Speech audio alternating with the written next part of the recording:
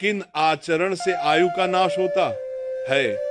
ऐसे कौन से आचरण हैं जिनको हम करके अपनी आयु को नष्ट कर देते हैं, अकाल मृत्यु को प्राप्त हो जाते हैं, भयंकर अशांति दुख आदि प्राप्त होता है। जो लोग ऐसे नास्तिकता के वचन बोलते हैं, नास्तिकता की भावना में रहते हैं, जो शास्त्र की आज्ञा के विरुद्ध क्रियाएं करते हैं, जो गुरुदेव की अवहेलना करते हैं, गुरुदेव की आज्ञा का उल्लंघन करते हैं, जो धर्म को नहीं मानते हैं, दुराचार परायण रहते हैं, उनकी आयु बहुत जल्दी नष्ट हो जाती है। बहुत ध्यान देने योग्य बात है, उनकी आयु नष्ट हो जाती है।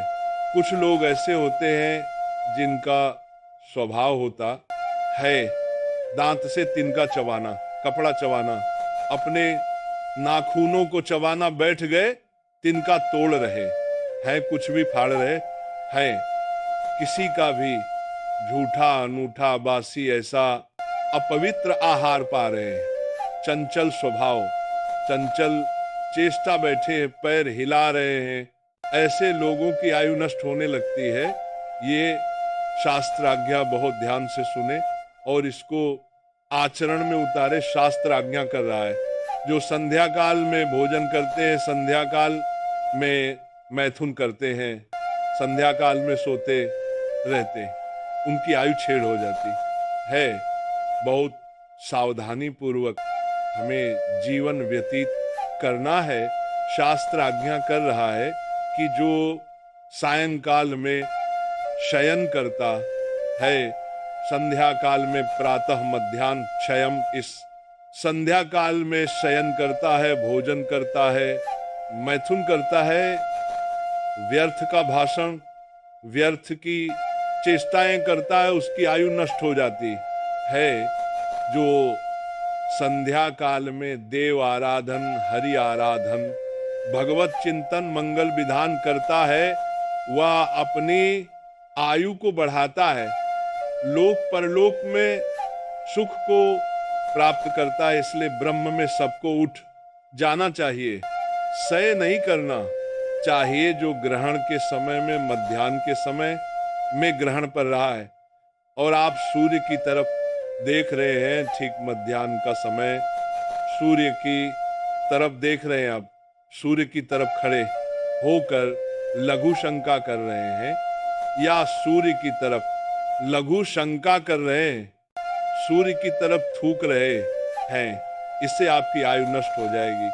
जो पुरुष काम भाव से व्याकुल होकर के किसी भी वर्ण की स्त्री के साथ भोग करता है, छल करके भोग करता है, जबरदस्ती बलात्कार की भावना से युक्त होकर, ऐसा तो यहाँ शास्त्र कहता है कि उसकी आयु नष्ट हो जाती है। जो पराई स्त्री का भोग करते हैं, अन्य वर्ण की स्त्रियों से भोग करते हैं, जो जबरदस्त ऐसे भावना से भोग करते हैं, उनके आयु का नाश हो जाता है। और कह रहे हैं कि जो ऐसे स्वभाव वाला है कि दूसरी स्त्रियों को काम भाव से देखता ही रहता है, दूसरी माताओं बहनों की तरफ, किसी की भी तरफ दृष्टि करें, वो दोष भावना का चिंतन, दोष भावना से दर्शन, काम भाव। तो बोले स्त्री के शरीर में जितने रोमकूप है, उतने वर्षों तक वो नरक भोगता। और यदि संत वैष्णव ब्रह्म श्री गुरुजन पधार रहे और आप अभिमान पूर्वक ना उनकी अभ्यर्थना की, ना उनको मार्ग दिया और अकड़े खड़े रहे, तो आपकी आयु नष्ट हो जाएगी। कोई गर्भिणी स्त्री आ रही है, आप उसे धक्का दे रहे, उसे मार्ग नहीं दे रहे, तो ये अपराध बन जाएगा।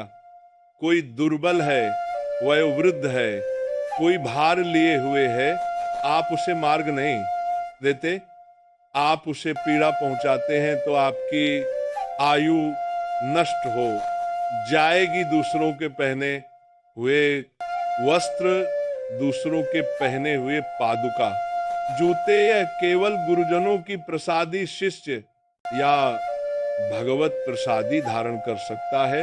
भक्त अन्य दूसरों के पहने हुए कपड़े नहीं पहनना चाहिए, अन्य दूसरों के पहने हुए पादुकाई नहीं पहनना चाहिए।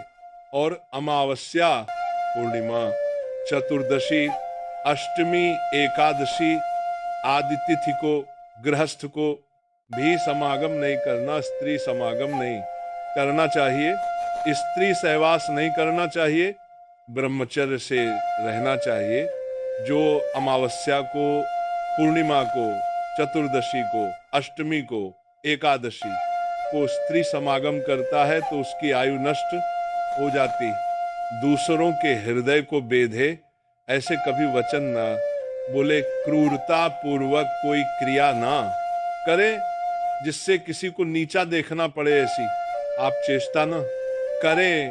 आप रुखा भरे वचन, दूसरों को उद्वेग देने वाले वचन, दूसरों को मर्म पहुंचाने वाले वचन ऐसे कभी ना बोले, नहीं तो आपकी आयु नष्ट हो जाएगी। बाणों से शरीर जैसे बिध जाए या किसी अस्त्र से शरीर कट जाए तो औषधि लगाने से उसे भरा जा सकता है, लेकिन जब दुर्वचन रूपी बाण से किसी के हृदय को बेध दिया जाता है तो बहुत उसे कष्ट होता है। इसीलिए शास्त्र आज्ञा करता है, कभी ऐसे वचन मत बोलो कि किसी के मर्म स्थान को जाकर दिखावे, किसी का हृदय दुखे, ऐसे वचन मत बोलो, इससे तुम्हारी आयु क्षीण हो जाएगी। ऐसे कट चचन, ऐसे दुर्वचन, ऐसे परख वचन जिससे दूसरे का हृदय छलनी हो जाए, ऐसा कभी ना बोलो। यदि कोई अंधा है, कोई लंगड़ा है, निंदी रूप वाला है, निर्बल है, अंग ऐसे उसके बिगड़े हुए हैं, कुरूप है, ऐसे लोगों से बहुत प्यार से बात करो, उनका उपहास मत करो। यदि उनका उपहास करते हो तो आपकी आयु नष्ट हो जाएगी, आपके सुकृत नष्ट हो जाएंगे। उनको बहुत प्यार दो, उनके ऐसे कर्म जो उनको ऐसा रूप मिला, ऐसा अंग विहीन हुए, ऐसा कष्टप्रद जीवन मिला, आपको नहीं बोलना, उनका उपहास नहीं करना, उनको ऐसे वचनों से, ऐसी क्रियाओं से हमें नहीं दुख पहुंचाना जिससे उनको हृदय में बहुत दुख लगे कि हाय मैं ऐसा हूं, देखो ये ऐसा उपहास करते हैं, उससे आपकी आयु नष्ट हो जाएगी। दूसरों के दोष देखने के लिए शास्त्र निषेध करता है। पिता अपने पुत्र के दोष देख सकता है, गुरु अपने शिष्य के दोष देख करके उसे निर्दोष बनाने के लिए दंड देता है। जब आप मल त्याग कर रहे हो, सोच में, शौचालय में जब आप मूत्र त्याग कर रहे हो तो मौन रहिए। अगर आप ऐसा नहीं करते तो आपकी आयु नष्ट हो जाएगी। मल मूत्र त्याग करते समय जो बात करते हैं, मल मूत्र त्याग के बाद जो पवित्र नहीं होते हैं, ऐसे ही अपवित्र बने रहते हैं, उनकी आयु नष्ट हो जाती है। शास्त्र आज्ञा करता है कि आप शौचालय में शौच होने के बाद पवित्र होइए, आचमन कीजिए, पवित्र होकर फिर वस्त्र धारण कीजिए। लघु शंका गए हैं तो आप पवित्र होइए, हाथ धोइए, आचमन कीजिए, और लघु शंका के समय मौन रहिए।